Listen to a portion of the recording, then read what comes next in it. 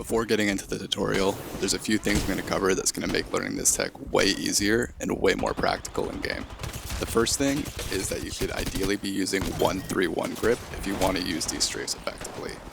1-3-1 grip is going to be thumb on the left side of your mouse, index finger on left click, middle finger on scroll, ring finger on right click, and pinky on the right side of your mouse. The reason I, along with most other movement players, recommend this grip is because it's going to allow you to have access to all of your mouse inputs simultaneously, giving you the ability to use these strafes while shooting and ADSing. Another thing to note is that Lurch Strafing is a tech that has its own skill gap, especially when you're stacking multiple strafes together in a B-hop. Even if you time all your key presses correctly, starting your Tap-Strafe too early or too late is going to result in a loss of speed. Because of this, I would highly recommend recording your progress as you learn with a keyboard overlay so you can identify any problems with scroll or input timing. For the purposes of this video, I'm going to have a keyboard overlay and my hand cam on screen. The binds that I'm going to be using are going to be scroll down to jump and scroll up to Tap-Strafe. If you're learning this tech for the first time, it's going to be extremely difficult when you're starting out. This is one of those things that takes hundreds of hours to get really good at, so don't give up and just grind out the muscle memory until you got it down. So the first strafe we're going to learn how to do is a forward RAS strafe. It's going to look a little something like this. For a right to left forward RAS strafe, the key presses are going to be D to DW, to DWA, to A, to AS. A left to right RAS is going to be the exact same thing, but flipped. For a forward RAS strafe, you know you got it right. You land in a slide like this. If you don't land in a slide, you're not doing the timings correctly and you're not maintaining enough speed. If you can land in a slide every time from a standstill, try stacking multiple together. So right to left, left to right. Doing this with a speed boost is going to make it a lot easier, so I'd recommend learning that way. So the max you can usually do without losing a ton of speed without a speed boost is 3 stacked together, but with a speed boost you can stack a lot more.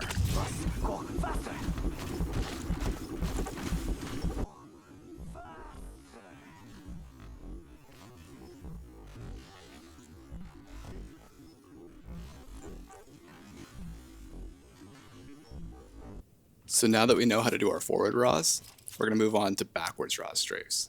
Backwards RAS strafe is going to look like this. For the purposes of this video, I'm going to go right to left again for the example here. You're going to want to gain some right momentum, so just go into a slide with D right here, and then you're going to want to let go of D and re-input it as D, S, A, Tap-Strafing on S and A.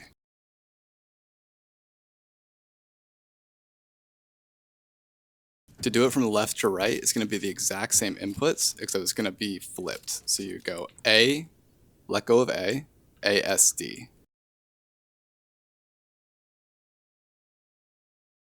In the same way with forward RAS strafes, you can also stack backwards RAS strafes together, like this. Faster, faster, faster.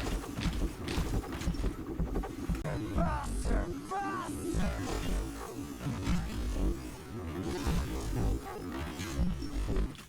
Once we're comfortable stacking both forward and backwards RAS strafes, we can start with our first mini Neo-Strafe.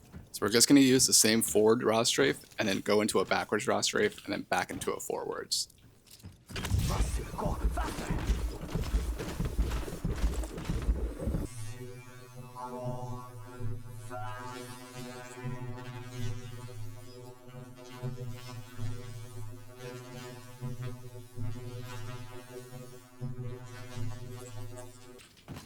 So once we're comfortable doing that, we'll move on to what most people refer to as a Neo-Strafe. I'll do it now, and then I'll walk you through the inputs right after. Faster, faster, faster.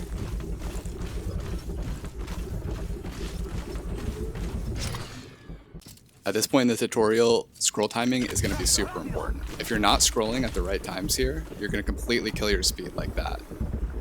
So this Neo-Strafe is going to be very similar to the forward and backwards RAS Neo-Strafe. The main difference here is that on our backwards strafe, instead of letting go of D or A, we're just double tapping S.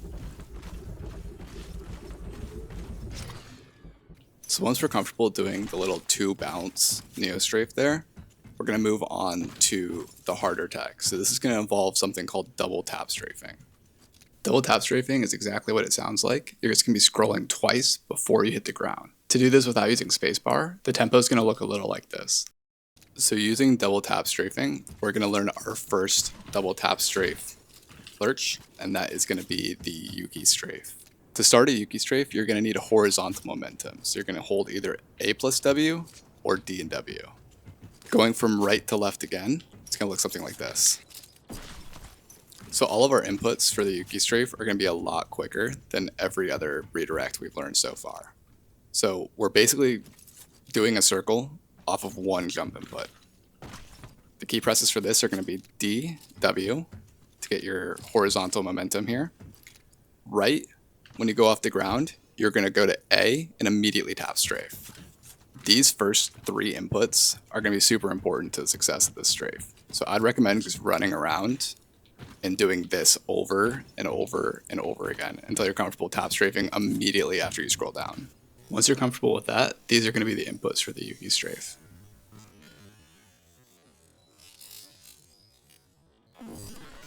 Once again, scroll timing is super important to this tech, so make sure you're following along with the hand cam just as much as the keyboard overlay. Like I talked about earlier in this video, you know you've done it right when you land in a slide. So now that we know how to Yuki Strafe, we're going to learn how to do the true Neo-Strafe, which is also called a spam Yuki. So you're basically doing several Yukis just back to back to back.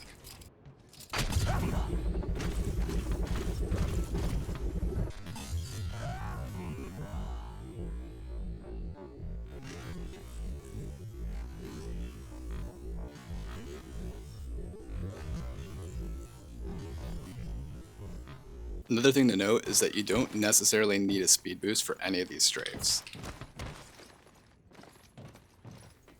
On top of this, these strafes get even crazier when you combine them with other movement tech.